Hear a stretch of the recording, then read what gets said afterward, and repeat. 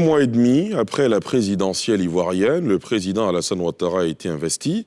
Quelques jours avant, Henri Konan Bédié annonçait la fin du CNT, le Conseil national de transition, et souhaitait la mise sur pied d'un dialogue inclusif qui favoriserait la réconciliation nationale, la réconciliation justement érigée en priorité par le chef de l'État qui a nommé au lendemain de son investiture le candidat malheureux à la présidentielle Kwadjo Konan-Bertin, candidat indépendant, mais figure du PDCI-RDA, bien connu de notre invité de ce soir, puisque lui-même est membre du bureau politique du Parti démocratique de Côte d'Ivoire.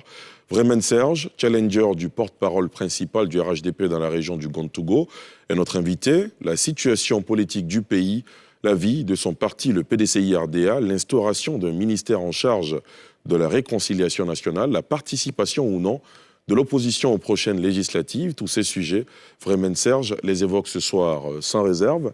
Vremen Serge, bonsoir. Bonsoir. Merci d'avoir accepté notre invitation. Merci à vous pour l'invitation. Avant d'ouvrir cet entretien, je vous propose de suivre avec nos téléspectateurs votre portrait.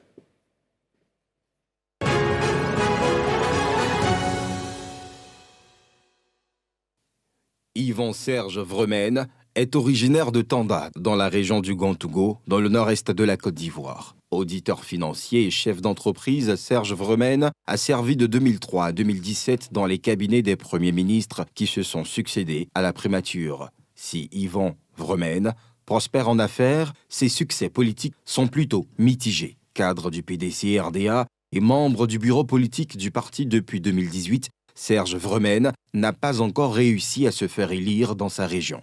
Il a essuyé un premier échec aux législatives face à Adjoumani en tant que candidat indépendant. C'était en 2016.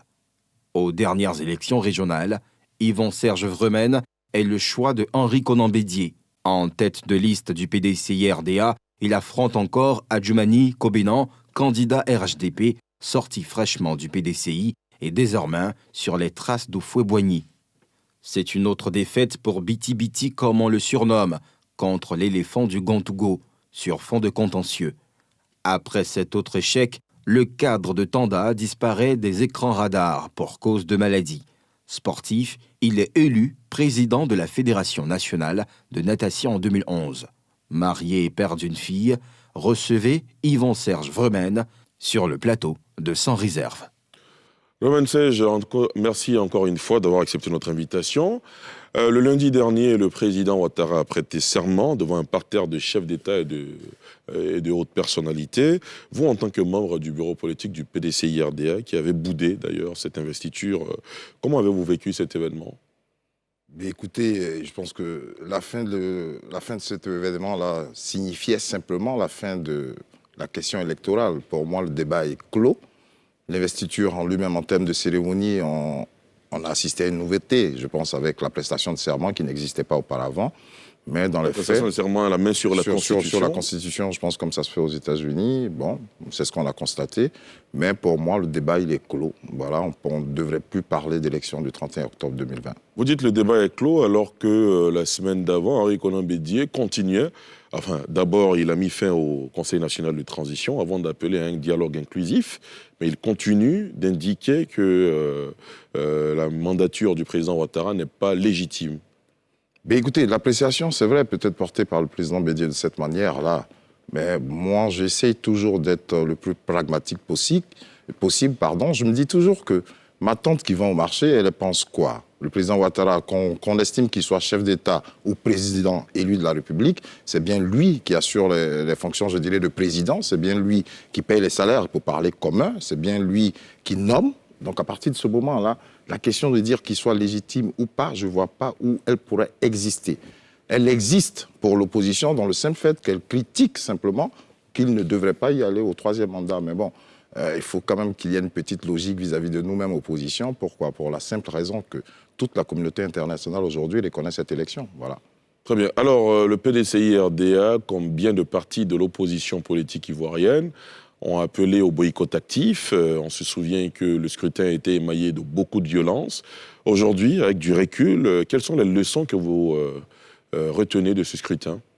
Mais écoutez, j'aime à dire que les chiffres parlent d'eux-mêmes. Quand on regarde les résultats qui sortent du 31, on a 7 496 000 personnes inscrites sur la liste et le candidat Alassane a obtenu 3 031 000 voix. La différence, ça fait 4 460 000. Donc ceux-là, ils votent bien pour quelqu'un. Pour moi, de principe, d'abord, l'opposition, on aurait dû aller à ces élections-là. Et ensuite, bien évidemment, je pense que ça ne se serait pas passé aussi facilement pour le RHDP, si tant soit-il qu'on y était allé.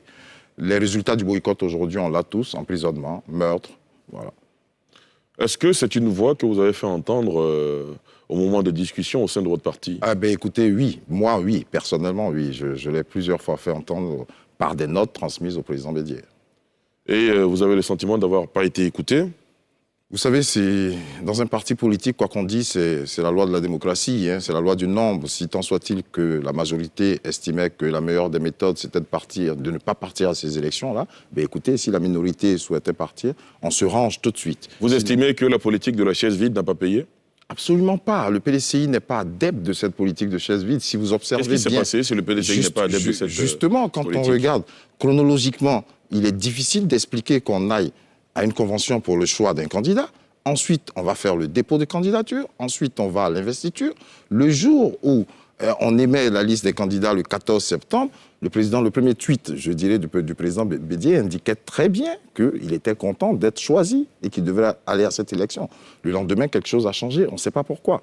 Voilà, je pense que c'est peut-être cette opposition dans sa globalité qui n'a pas voulu que ce soit ainsi. Est-ce que vous comprenez pourquoi l'opposition ne s'est pas rangée derrière un candidat, en l'occurrence Henri Konan Bédié, plutôt que de boycotter l'élection de façon générale? C'est ce qu'on constate, parce qu'en fait, si vous suivez bien, vous constatez que le président Bédié est toujours désigné pour être, je dirais, forte tête de cette opposition-là. Cette opposition-là est d'accord pour l'accompagner, pour être président du CNT, on est d'accord. S'il est président du dialogue national, on est d'accord, mais pour être, je dirais, candidat que tout le monde devrait se mettre derrière lui et voter pour lui, non. Là, on constate que l'opposition ne s'entend pas sur cette partie-là. Ça, je doute un peu que ce soit la bonne méthode. Alors, je veux bien qu'on s'entende. Si on vous entend dans ce que vous dites toute la rhétorique relative à la remise en cause de l'élection, la remise en cause de la CEI et tout le reste doit cesser et passer à autre chose, c'est ça? C'est ce que vous dites? Pas la CEI.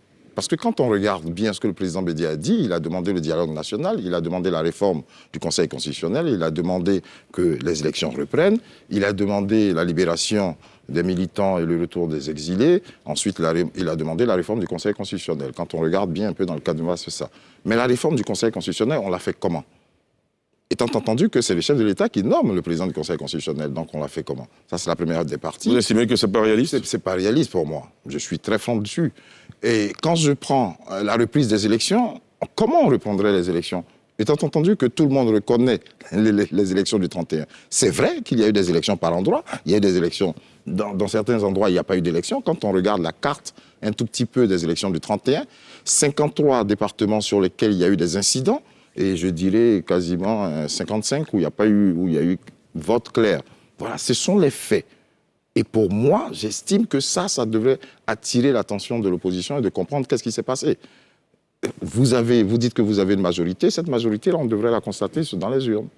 Le président Ouattara, au lendemain de sa prestation de serment, a mis sur pied un ministère en charge de la réconciliation nationale, dont l'objectif, dit-il, sera le renforcement de la cohésion nationale et la réconciliation des fils et des filles de Côte d'Ivoire. Comment vous avez accueilli l'instauration de ce nouveau ministère? Écoutez, félicitations d'abord au ministre Kakabé. Mais moi, la question, je la pose dans le sens inverse, parce que quand on parle de réconciliation, ça voudrait dire qu'il y a deux parties qui seraient en conflit. Notre difficulté ici, c'est de voir qui est en conflit. Selon vous, qui est en conflit? Ben justement, c'est là, on n'arrive pas à déterminer quel... Si on dit opposition et parti au pouvoir sont en conflit, pour moi, j'estimerais que ce n'est pas le peuple, c'est juste les dirigeants. Quand on regarde bien de 2003 à 2010, on a eu un ministre de la Réconciliation, dans la personne du professeur Danon Didier. Et quand vous regardez les dépenses effectuées sur cette partie-là, c'est quasiment près de 40 milliards sur cette courte période. En 2011, on met la CDRV, ensuite on a la CONARIV, il y a eu encore un certain nombre de dépenses qui ont été effectuées. Malgré ça, ça n'a pas empêché ce qu'on a constaté. Donc simplement parce Vous estimez que l'institutionnalisation de la réconciliation à travers un organe formel n'est pas forcément la solution? Non, j'estime simplement qu'un certain nombre de choses ont été tentées, mais on n'en a pas vu les résultats. C'est peut-être parce qu'on pose les problèmes très mal. On dit on réconcilie deux partis. Est-ce que là, on réconcilie l'opposition? Et si c'est l'opposition, qui, en personne, intuitive personnelle, on devrait réconcilier avec qui? Si tant soit-il que c'est le président Bédié et le président Ouattara qui devraient se réconcilier, il me semble que depuis le 11 novembre, ils se sont rencontrés. Donc la réconciliation, elle est faite. Mais non, il y a un problème dans le cœur des gens. C'est ça qu'il faut Quand vous dites dire. dans le cœur des gens, vous parlez des politiques ou des populations en général? Des populations en général, je dirais oui et non. Dans Vous le avez sens... l'impression, vous qui êtes proche des populations, notamment vous qui aspirez à être Pour moi, élu local dans votre région, est-ce que vous avez l'impression que quand vous parlez à vos concitoyens, qu'ils se regardent en chien de faïence, qu'ils ne se portent pas dans le cœur, notamment? Justement, non. Et je vais peut-être me faire un peu taper sur les doigts en disant cela, mais pour moi, il faut réconcilier qui dans le sens où, je vais prendre mon exemple, moi je suis PDCI, mon père est FPI Tendance Gore, on se parle tous les jours. Donc réconcilier qui est qui, c'est vrai qu'aujourd'hui nous sommes liés dans la plateforme de l'opposition, mais il y a 10 ans derrière, nous étions opposés. Mais aujourd'hui, on se parle. Donc à partir de ce moment-là, on se pose la question de savoir, mais où se trouve la partie clivante?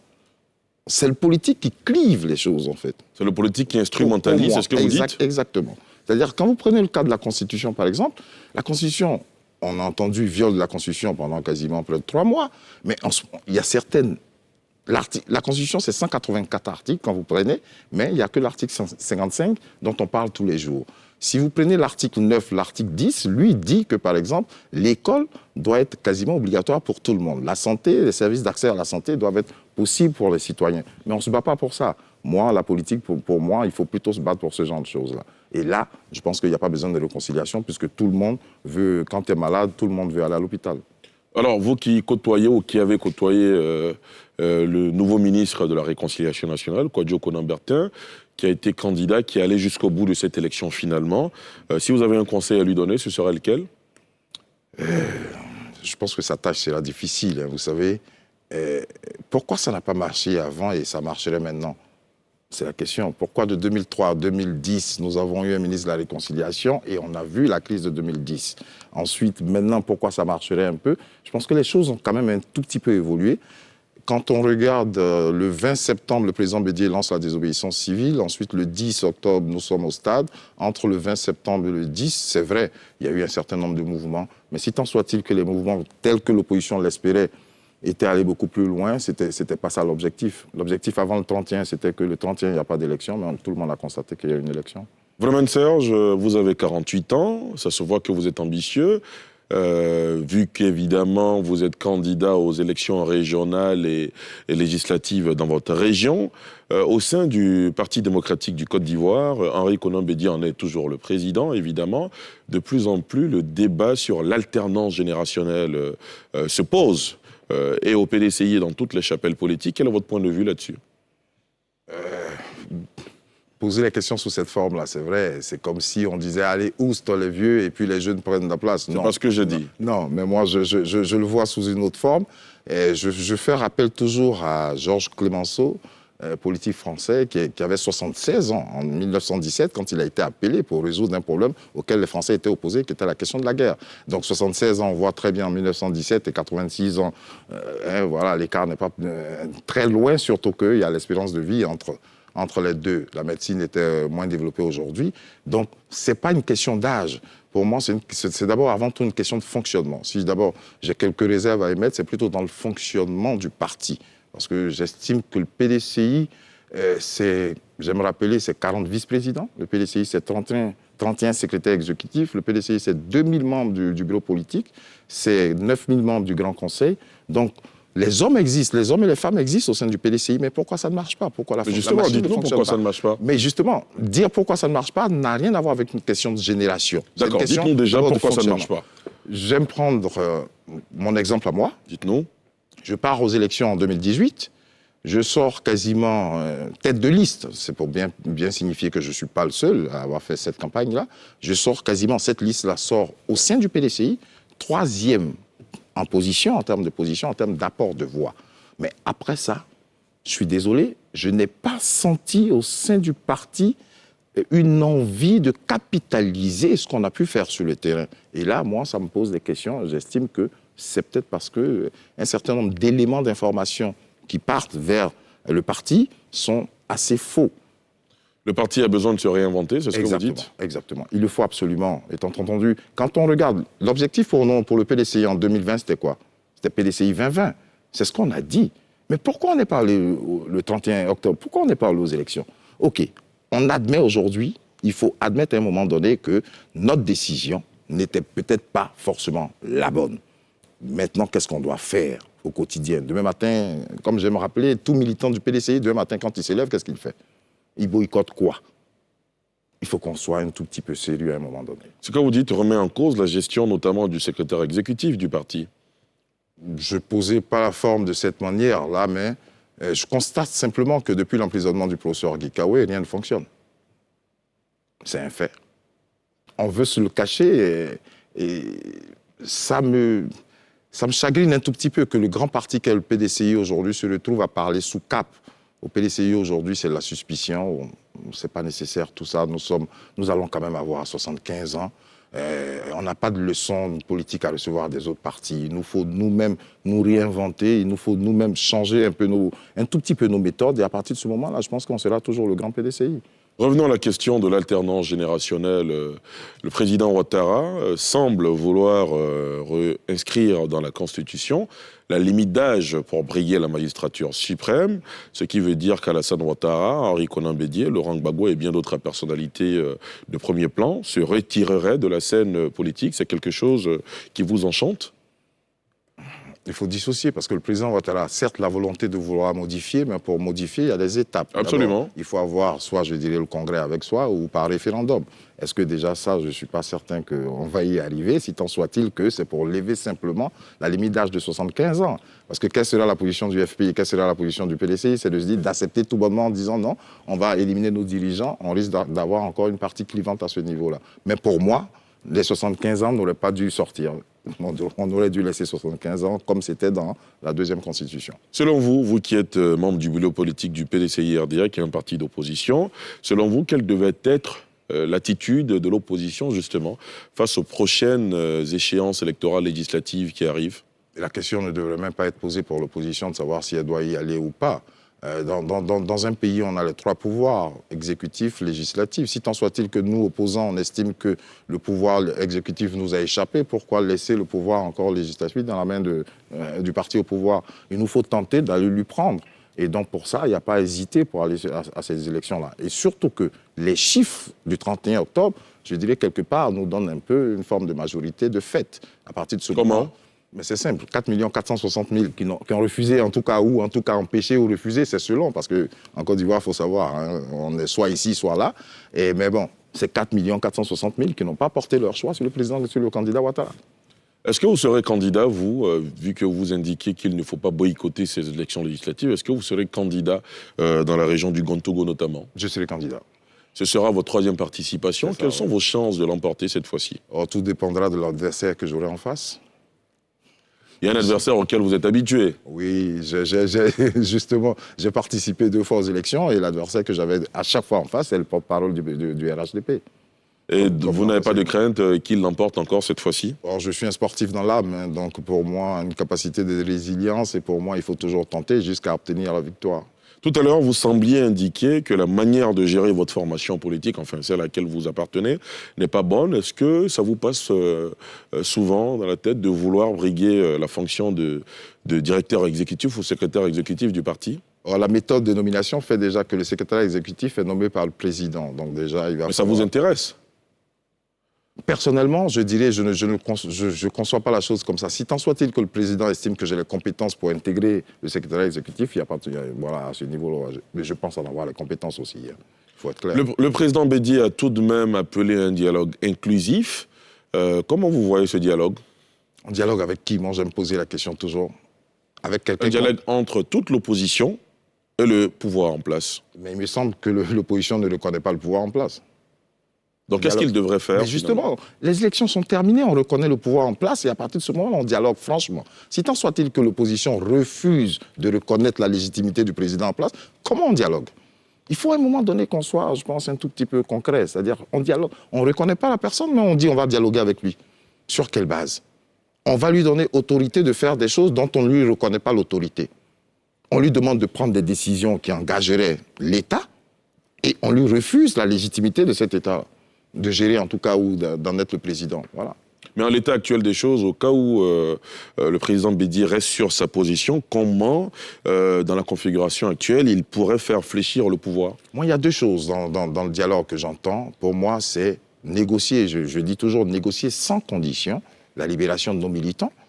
Et ensuite, je dirais négocier une réforme de la CEI.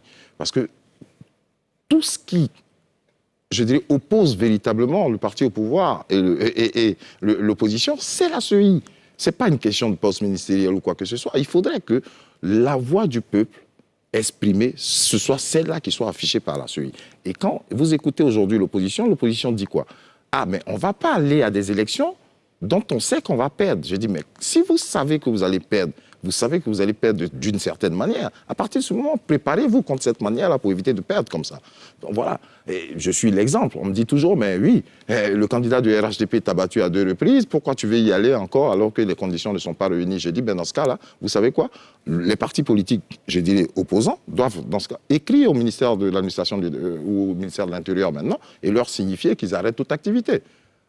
Il faut qu'on soit clair. Si on refuse de faire quoi que ce soit avec le parti au pouvoir, il faut arrêter toute activité. On ne peut pas continuer de dire qu'on va exister sur le terrain politique et de dire qu'on ne participe pas à la vie politique. Nous sommes politiques comment? Nous sommes politiques parce que nous participons à la vie politique. On participe à la vie politique comment? On participe parce qu'on a des députés, on participe parce qu'on a des maires, voilà, et ainsi de suite, jusqu'à aller obtenir le Graal.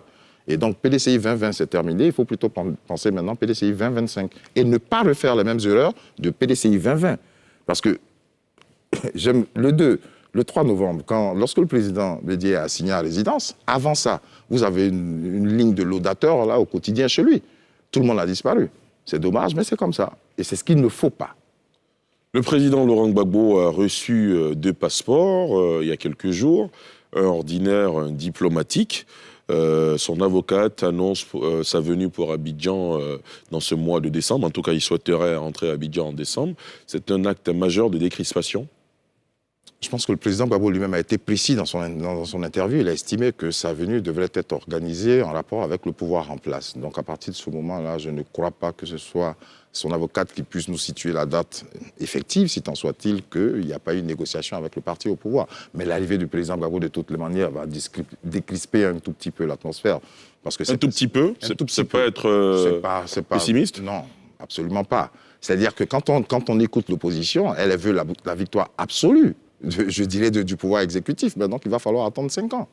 Voilà. Et on saura, si tant soit-il, qu'en 2025, on est véritablement réconcilié ou pas. Puisque, si vous voyez, si on fait l'exercice à l'envers, 2003, 2007, on a toutes les structures qui existent, mais 2010, on a quand même un problème.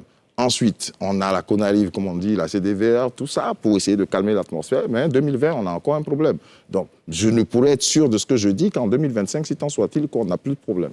Que dites-vous des cas Charles Blé Goudet et Guillaume Soro?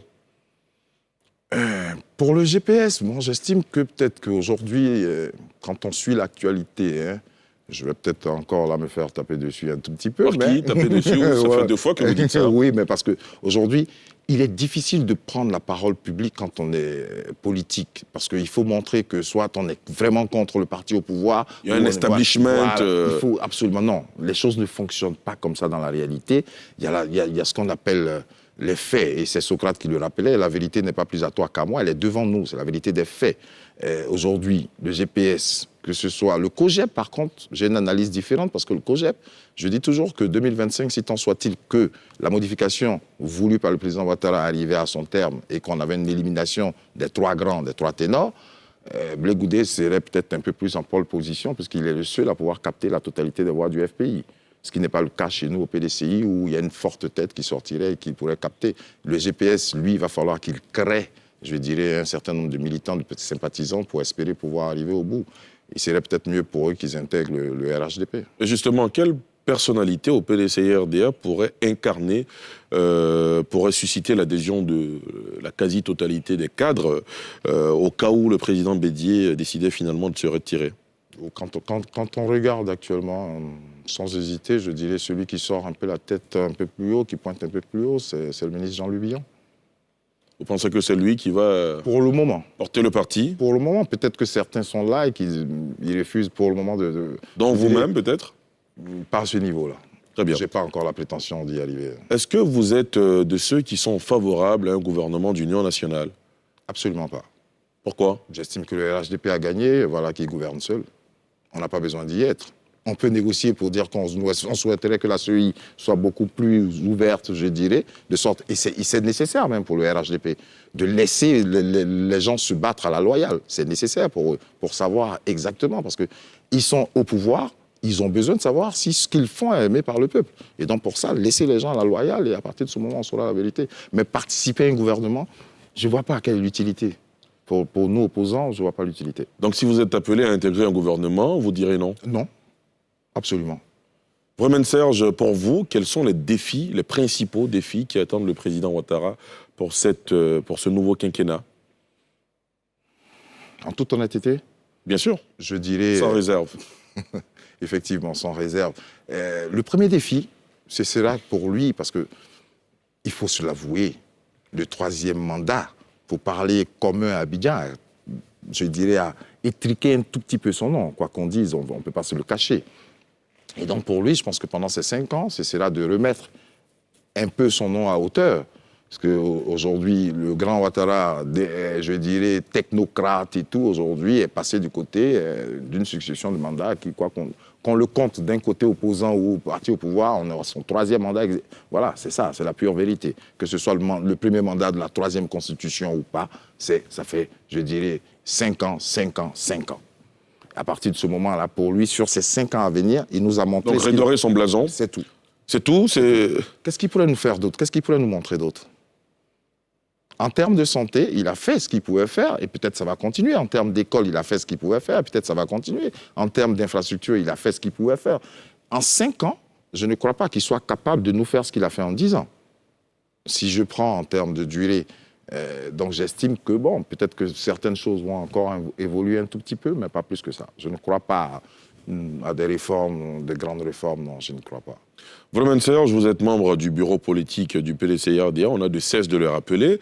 Si vous aviez en face de vous le président Henri Konan Bédié, qu'il vous demandait de lui donner un conseil, que lui diriez-vous? Monsieur le Président, vous négociez tout de suite avec le président Ouattara et vous négociez en B2B, pas forcément de façon dialogue inclusif, parce qu'aujourd'hui, le président Bédié est devenu le président de l'opposition.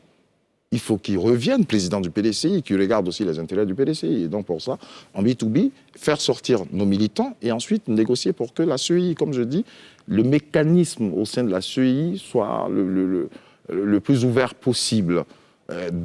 Dans l'imagerie populaire, on a tendance à dire « ça triche ». Mais pourquoi? Simplement parce que quand vous regardez les résultats qui sortent à chaque fois affichés par la CEI, on a toujours un décalage. 1 plus 1 dans la vie réelle fait 2, mais à la CEI, on a comme l'impression que 1 plus 1 ne fait pas 2. C'est là toute la partie clivante. Si tant soit-il que les procédures sont bien figées, j'aime poser la question suivante. Quand on va à un concert, 60 000 places, le ticket, il est unique. Pourquoi on ne pourrait pas, dans les bulletins de vote, avoir des bulletins de vote vraiment stickés avec tout ce qui va avec pour s'assurer que voilà, ce bulletin-là, il est réel, il est valable, que toute la procédure elle est véritablement verrouillée. Il y a très peu de manipulation. Parce que penser que manipulation zéro, c'est faux. On a vu avec les États-Unis dernièrement où on a encore parlé des tricheries là-bas. Donc si ça triche là-bas, la grande démocratie... Que dites-vous, que répondez-vous à ceux qui estiment que le PDCI-RDA était d'accord pour cette CEI et finalement a commencé à contester cette CEI seulement quand elle est sortie du RHDP? D'accord, il faut avoir peut-être un bon timing. Le PDCI a demandé, on est sorti, entre guillemets, de façon très formelle en 2018, mais quand on regarde la mise en place de cette CEI, elle s'est terminée aux alentours de 2018. Donc c'est vrai qu'en 2016, on était d'accord. En 2018, on n'est plus alliés et on estime qu'un certain nombre de choses ne vont pas. On peut quand même aussi les dire. Il faut accepter d'avoir une opposition. Vremène Serge, dernière question avant de vous laisser répondre aux questions des internautes. Qu'est-ce qu'il faut aujourd'hui? Quelle panacée faut-il pour voir un PDCI-RDA remobilisé? Très, très, très, très bonne question. Il faut fixer d'autres objectifs. Et les objectifs maintenant, c'est quoi? Législative, ensuite élections locales, mairie, et ensuite, je dirais, la présidentielle. C'est ce qu'il faut. Et pour ça, il faut changer notre manière de travailler. Il faut que quotidiennement, la jeunesse du PDCI a été interpellée pendant toute cette période-là, on l'a trouvée un peu molle. Mais cette jeunesse du PDCI, elle est intégrée à l'intérieur des délégations. Donc il y a un souci. Quand on nomme un délégué, il faut qu'on lui attribue un certain nombre de tâches. Je pense que c'est ce qui nous manque un tout petit peu. Il y a un peu de complaisance, il faut se l'avouer. Très bien. Est-ce que vous êtes disposé à présent à répondre aux questions de nos internautes? Oui, tout à fait. Ce sera tout de suite.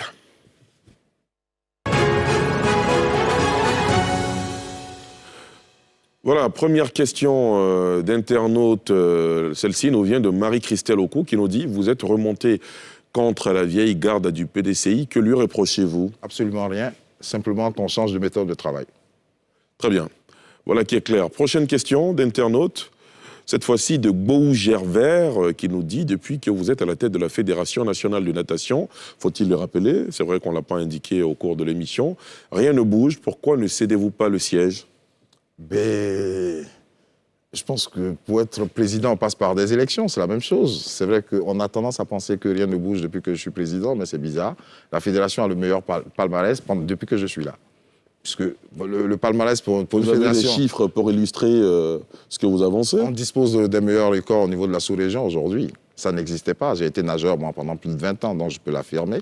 Aujourd'hui, je rappelle que vous avez été plusieurs fois champion. Exactement. Donc la Côte d'Ivoire aujourd'hui est capable d'être... On a trusté, on est parmi les 5 premiers en Afrique, ce qui n'était pas le cas avant. Donc je peux difficilement juger que depuis que je suis à la fédération, ça ne bouge pas. Et qu'il ne faut pas oublier aussi que la maison mère de la fédération, c'est la piscine d'État de Trècheville, qui était fermée depuis 7 ans.